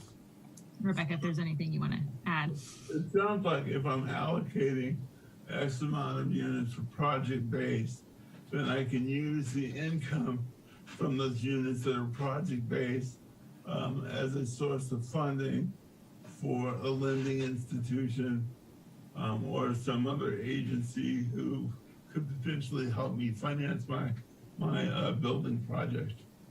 Correct. And as Megan pointed out, the contracts are long-term, so the property can plan the cash flow on whatever that number of units is in the project that are project-based. And also significantly, those project-based units can charge what's essentially market rent, because the project-based units, the rent on those units is tied to the fair market rent of the jurisdiction. And the family, the tenant, still pays 30% of their monthly adjusted income. So it's a win-win because the project gets to have higher rent on those units, and the family, the unit is still affordable to them. So it sounds like the lending length is longer for just allowing vouchers in general, contrasted with just project-based vouchers? So a lender, and Megan might, Megan's definitely more of a finance expert than I am, but a lender doesn't look at tenant-based voucher residencies as a commitment of financing in the same way that a project-based voucher contract is. If I can interject, and I will put, and Megan's already smiling, I will put my other gig hat on, which is being a lender. And as a lender to affordable housing projects, a lender will always look at a consistent and reliable cash flow. And that is the thing that a lender will always want to underwrite to.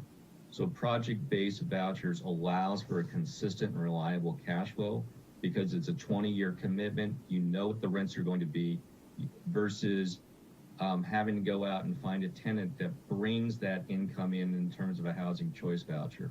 So it is a better way and a more comfortable way, a more reliable way to underwrite new construction for a project, because as Rebecca discussed, it's looked upon as being, they're basically market rent. So even though it's an affordable project, it's affordable to the tenant, the market rate to the cash flow of the project, which allows to pick up the cost of $4, $5, $6, almost $700,000 a unit to build a project.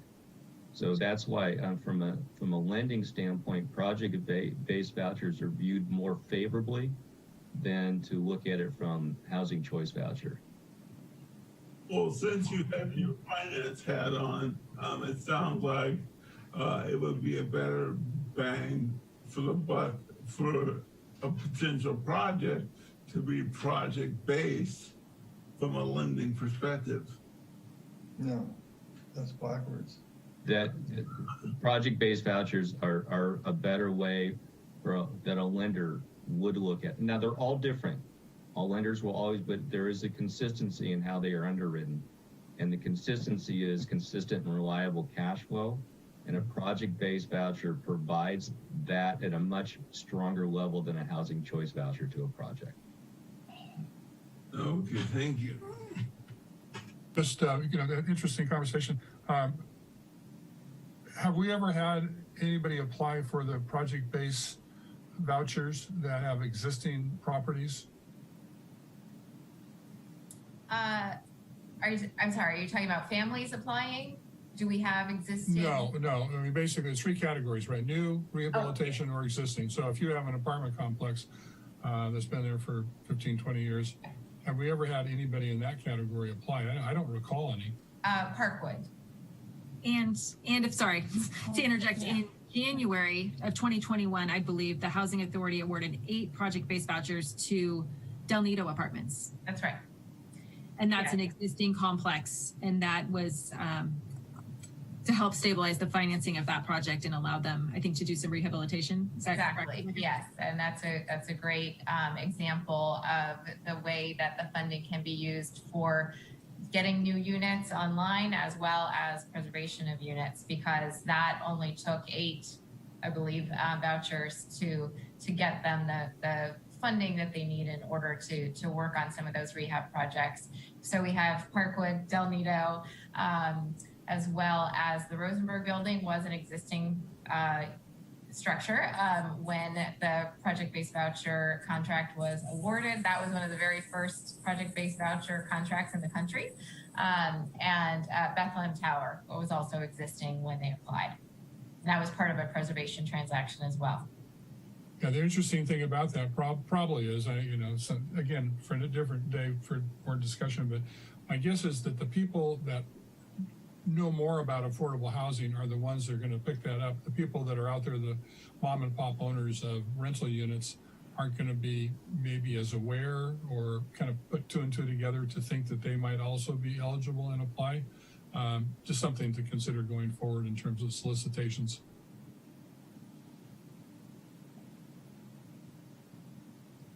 Any other questions from commissioners? I have a question.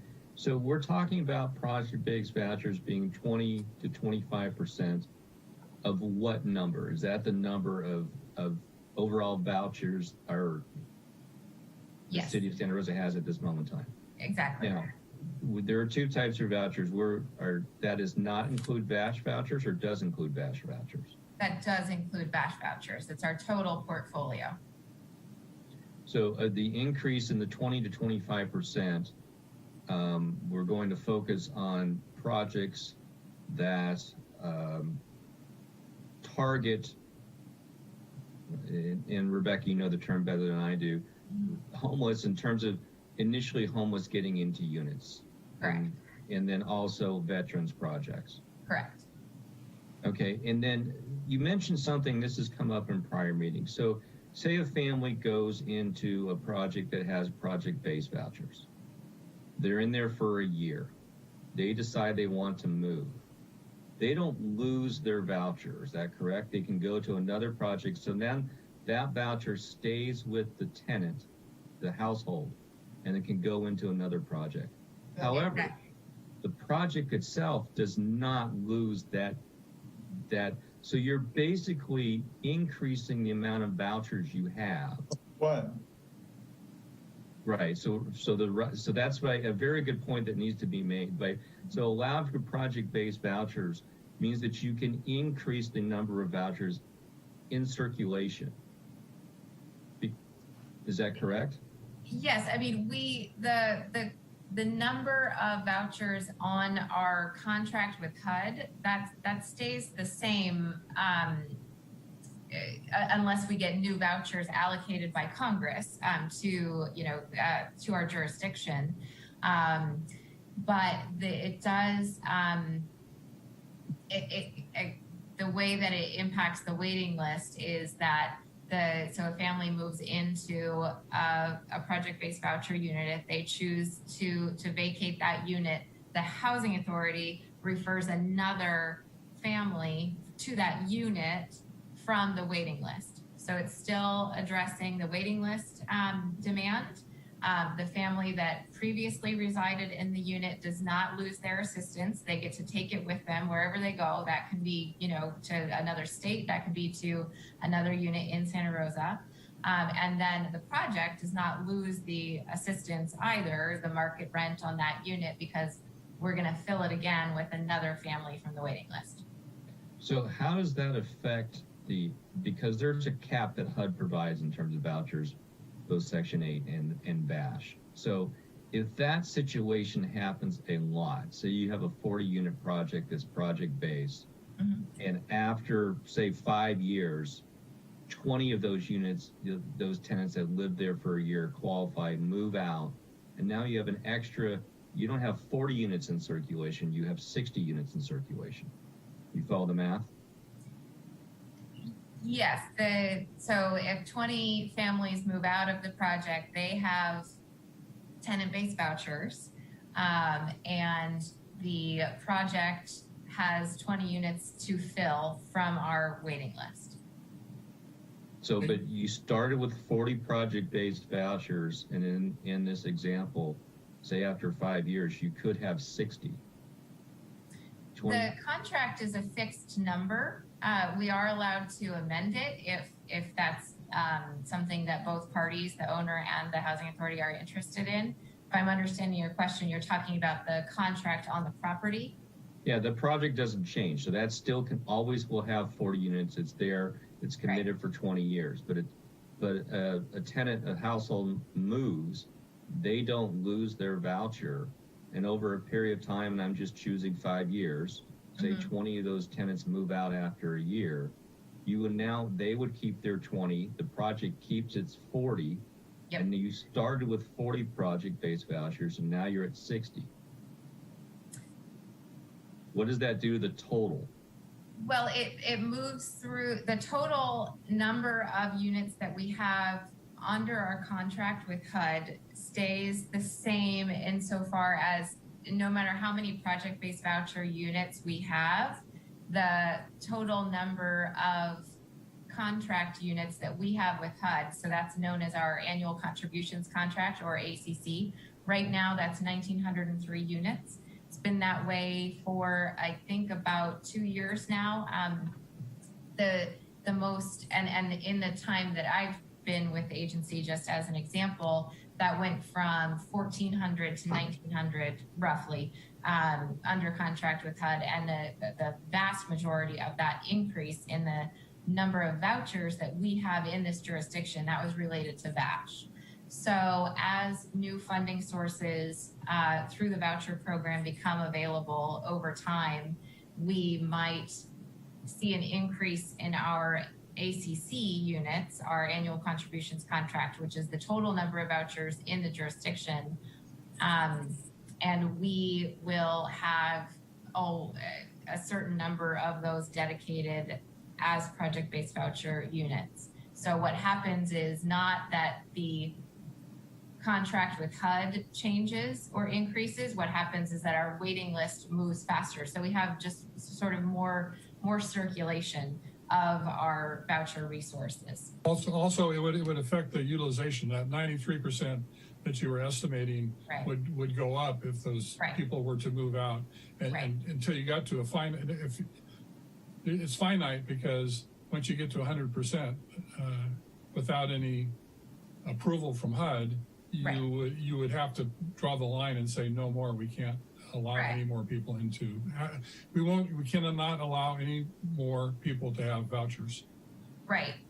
That's a very good point. Thank you. So if we do reach 100% utilization, we do have a federal regulation that prohibits us from going over, issuing more vouchers than we have a contract for with HUD. So we would have to wait until there was another unit or another voucher turned back in, another voucher terminated for a family in a project-based unit to be able to move out. And then go ahead, Megan. I was going to say, if I may interject too, I think attrition of our housing choice voucher holders may also help balance the project-based vouchers versus the housing choice vouchers. Right. The natural attrition in the program definitely accounts for that. I don't foresee a situation where we, wouldn't have the resource available to do that, to let people move out. We have been over 100% in history, but it's been a long time. But it's all a good thing because utilization is what you want. Right. Okay. Thank you. Any more? Commissioner Downey, you got a question? And so this question may have already been answered, but if this could be another opportunity to generate more units, is there a specific regulation within housing that stipulates that it can't go over 25, or can it go to 30 or 40, since we have such a inventory shortage? So HOTMA allows a housing authority to go up to 30%. There are housing authorities that operate under a different set of regulations that are known as moving to work agencies or MTW agencies. We are not one of those agencies, but I know that there are some in the Bay Area who have increased their project-based voucher program size to as high as 40 and 50%. And they're allowed to do that because they are an MTW agency. We, as Commissioner Burke was surmising, we did have a lot of staff discussion over the years about this proposal, and we landed on 25% because, as I mentioned, we feel like that's a good balance between what the ongoing needs for additional resources for new construction and rehabilitation and preservation are, as well as balancing the tenant-based nature of the program.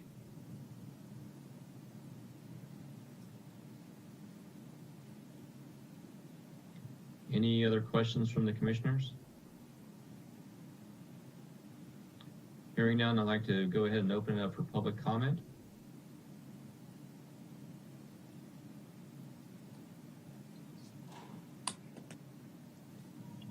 We are now taking public comment on item number 11.1, update to administrative plan project-based voucher policies and opening of a request for proposals for project-based vouchers. If you wish to make a comment via Zoom, please raise your hand. If you're dialing in via telephone, please dial *9 to raise your hand. You will have 3 minutes to make your comment.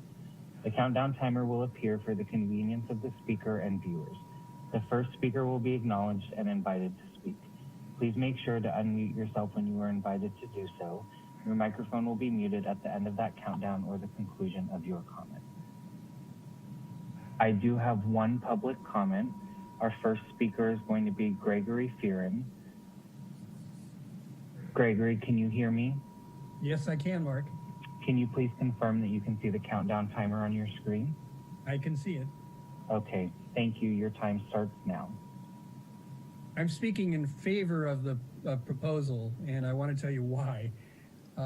Thank you, Rebecca. I was the guy who pointed Clem Carnelli to you long ago to get the first project certificates for Rosenberg. So I take a little bit of pride in the fact that all worked out. But I want to ask a question which is related to your waiting list and to the process of getting homeless into your project certificates, either project certificates or certificates at large, I guess is what I would refer to. The housing of homeless, the coordinated entry process for the continuum of care is in a state of flux right now. As you probably or may not know, it's been focused mostly on getting people from the streets to shelters.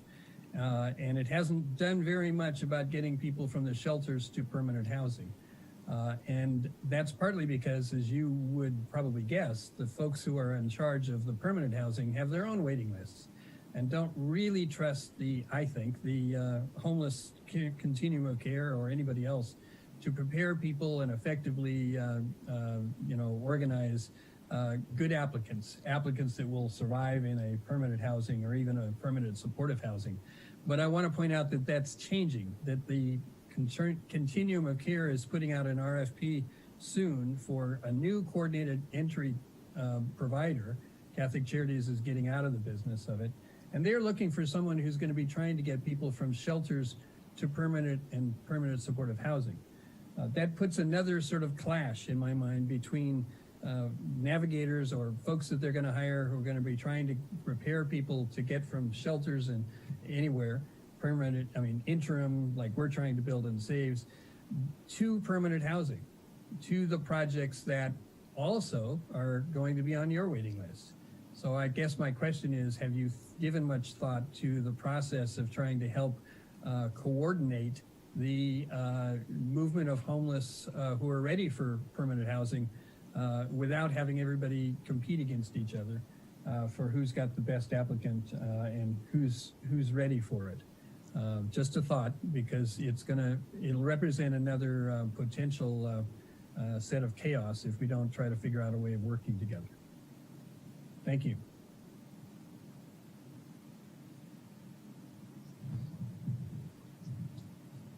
Thank you. Appreciate the input on it greatly. That is, as we talked about earlier, within this department now, the Housing Authority is looking at units, but the homeless situation is also going through the city. But it is definitely a dovetail situation, and how that works is something that is constantly worked on. So we appreciate your comments. At this point, Chair Owen, I see no more raised hands, and we have not received any email public comment. Thank you very much. I would like to go ahead and see if there is a motion to approve the resolution. I'd like to make a motion to approve this resolution. Thank you, Commissioner Downey. Is there a second? I'll second that. Thank you, Commissioner Test. I'd like to call for the vote on the resolution. Okay, we will go ahead and take a roll call vote. We will start with Commissioner Burke, Aye. Commissioner Downey, Aye. Commissioner Olson, Aye. Vice Chair Test, Aye. and Chair Owen. Aye. Okay. Let the record show that that motion passed unanimously with 5 ayes.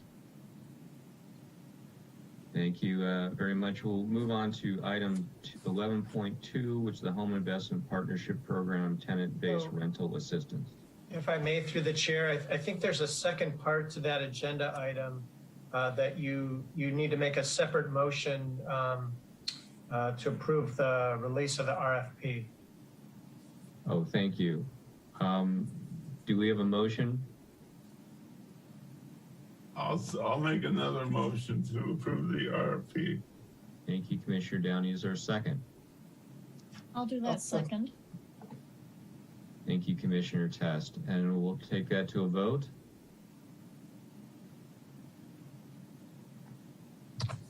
Okay. So we'll go ahead and do a roll call vote on this motion. Start with Commissioner Burke, Aye. Commissioner Downey, Aye. Commissioner Olson, Aye. Vice Chair Test, Aye. and Chair Owen. Aye. Okay, let the record show that that motion passed unanimously as well with 5 ayes. Thank you. Now we'll move on to 11.2, which is the Home Investment Partnership Program, Home Tenant-Based Rental Assistance. And I believe Rebecca and Megan are presenting. Correct. All right, next slide, please. All right, so to give you a quick overview of the home funding, on an annual basis, the Home Investment Partnership Act, known as HOME, allocates approximately $750,000 to the city of Santa Rosa. These funds are used for home administration and as well as the Community Housing Development Organization deductions. So HOME is 10% and the CHODO funds, the Community Housing Development Organization, is about 15%. Once you deduct those set-asides from the amount, we have usually about $560,000 that we could put towards acquisition, new construction or rehab, or tenant-based rental assistance. And rehab is allowed, and I believe this was an inquiry of Commissioner Burke at a prior meeting. It is allowed. The one caveat that the program regulations stipulate is you cannot use home funds to rehab a project that has already received a home investment. So for instance, if we used home funds for the initial construction or to assist with acquisition of units such as Parkwood, we could not put home funds into the rehab of such units. Next slide, please. So last month, which was March 2021, we had a study session with the Housing Authority to review the use of the home funds. During that study session, the commissioners directed staff to return with a resolution to authorize the use of home funds for a trial 2-year period, and that would be for the tenant-based rental assistance program. And that after year 1, so we would anticipate this being in the summer of 2022, staff would return to present program outcomes and to take the temperature of the Housing Authority on the continued use of home funds for tenant-based rental assistance. And before we advance to the next slide, just wanted to give you a quick indication of where our home funds have been over the past few years. Looking back over 5 years, our average home award has been about $645,000. So it's a relatively stable funding source. It has been ticking up. The lowest year was 2017, where we received just under 500. And right now in 2020, we are at the highest allocation with about 750,000. Next slide, please. So Rebecca will touch on the TBRA requirements. So the TBRA program is a direct rental assistance program that is similar in its function to the Housing Choice Voucher program, which has allowed us for the emergency TBRA program to use, for example, the same software that we use, because the rental calculation is the same in the TBRA program as it is in the voucher program. We also use the systems we already have in place for the distribution of funds because we have a longstanding relationship and process with the finance department, accounts payable department, to get those direct rental assistance checks, which are issued directly to the owner, just as they are in the Housing Choice Voucher program. What's a little different with TBRA is that security deposits are an allowable cost, so that's something that we can explore. And the income levels are also different. The majority of the participants in the TBRA program are required to be at or below 60% of the area median income, and this is a little bit higher than the income limit for the voucher program. Next slide, please. So as with the emergency TBRA program that's continuing operating right now, the department staff, the Housing and Community Services Department staff, will administer the program. One of the policies that we may establish is a preference for people who are homeless, people who are elderly, or people with disabilities. And we have, based on our current funding and our spending for the voucher program and for the TBRA, the emergency TBRA program, we're anticipating that we'll be able to help about 33 households per year. Next slide, please. So the recommendation by the Housing and Community Services Department is that the Housing Authority, by resolution, approve the use of the Home Investment Partnership Program funds as a tenant-based rental assistance program for the City of Santa Rosa for an initial 2-year trial period. And both Megan and I are available to answer questions.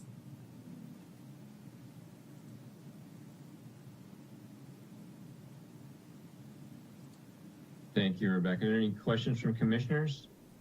I have no questions, but I must say I appreciate having the provision for a 2-year review period, and it's certainly needed at this current time. So I'm going to be supporting this. Thank you.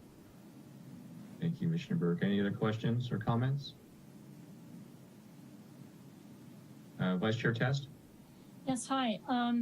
So would a program like this be used for people who not only are homeless, but those who have had a home, but because of COVID, lost their job or whatever, or had to take a decrease in the amount of hours they're able to work? So would this be a program to help them? And would this program also be helpful if we have another fire and people are dislodged from their normal housing? Well, under the current emergency TBRA program that is targeted to people who had a financial impact from COVID, that was the purpose of those funds, or that shift in the funding. The allowable preference for TBRA on an ongoing basis, so it's sort of the standard program, is a preference for people who are homeless, people who are elderly, or people with disabilities.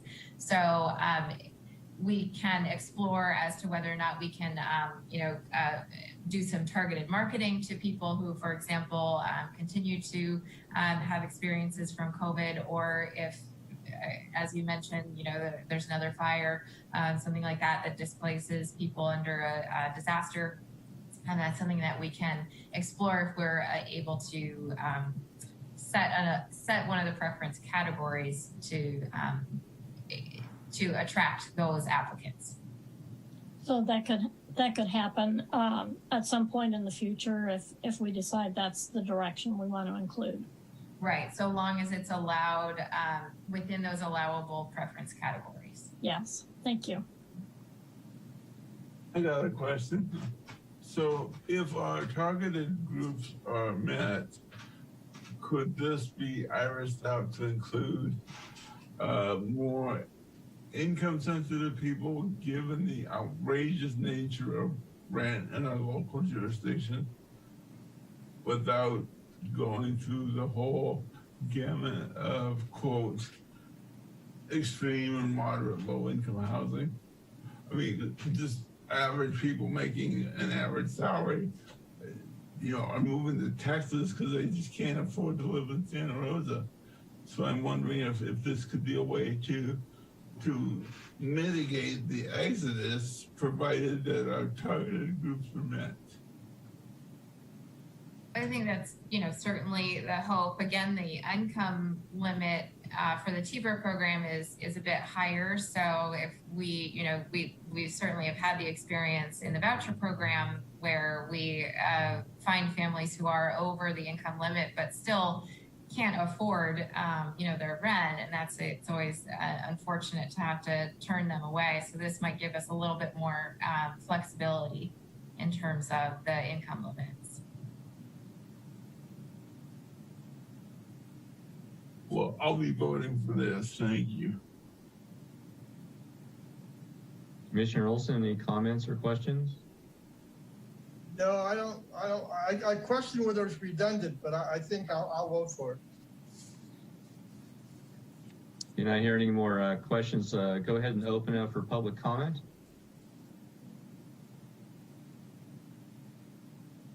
We are now taking public comment on item 11.2, Home Investment Partnerships Program, HOME, Tenant-Based Rental Assistance.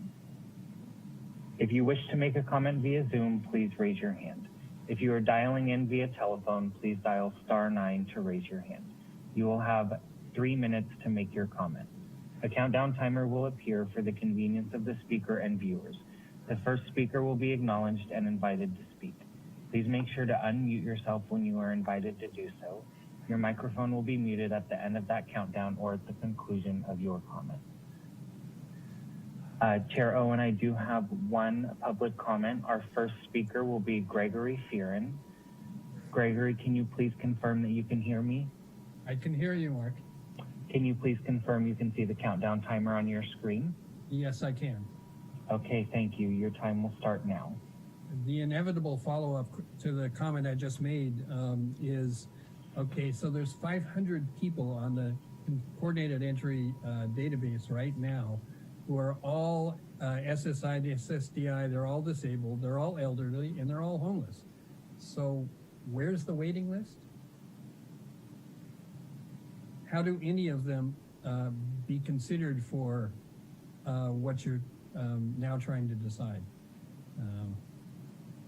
That's all. And it illustrates what I was saying about coordinating their database of people and your waiting lists. So I'm not really expecting you to have a complete, perfect answer, but I just want to raise the question. Thanks.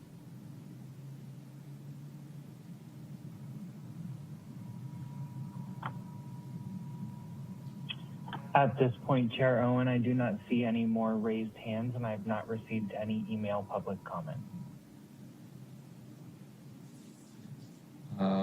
Thank you. That is a question that is a very valid question in terms of understanding how the waiting list works with the Housing Authority and how there's a cross-check with other waiting lists. We can probably, and we can talk about this, whether or not that we bring that into sort of as a study session at some future meeting to understand how that process works. Megan, did you have a comment you want to make on that? Oh, sorry, unmute. Just want to clarify, are you looking for a study session on how the overall Housing Choice Voucher Program's waiting list works, or how these different layers work, or maybe all of it in conjunction with one another? Just having a better understanding. I've been on the Housing Authority for a couple years now, and I'm not fully aware of, how the waiting list works and just the process of getting on the waiting list. And I think it would be beneficial for Housing Authority and the public, the commissioners and the public, to understand, how do you get on a waiting list?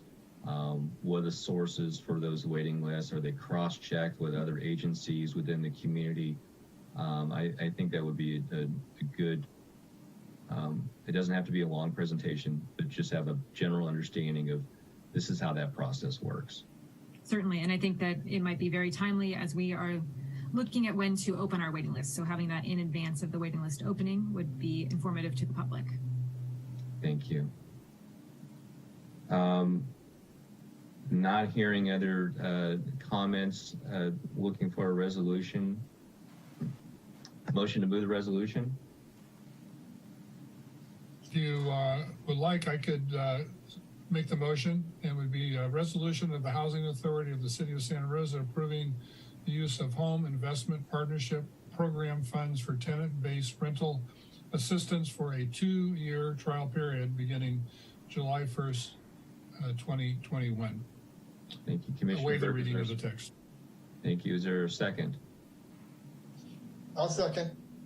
Thank you, Commissioner Olson. Can we call for a vote, please? Okay, we will go ahead and do a roll call vote. We'll start with Commissioner Burke. Aye. Commissioner Downey.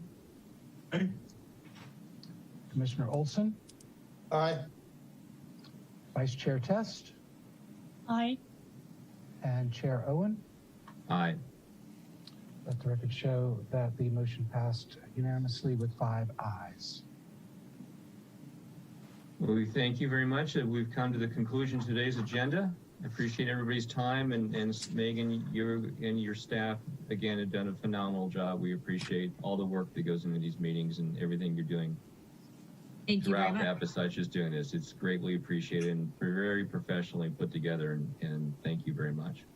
And with that, I'll go ahead and adjourn the meeting. Thank you, everyone. Thank you.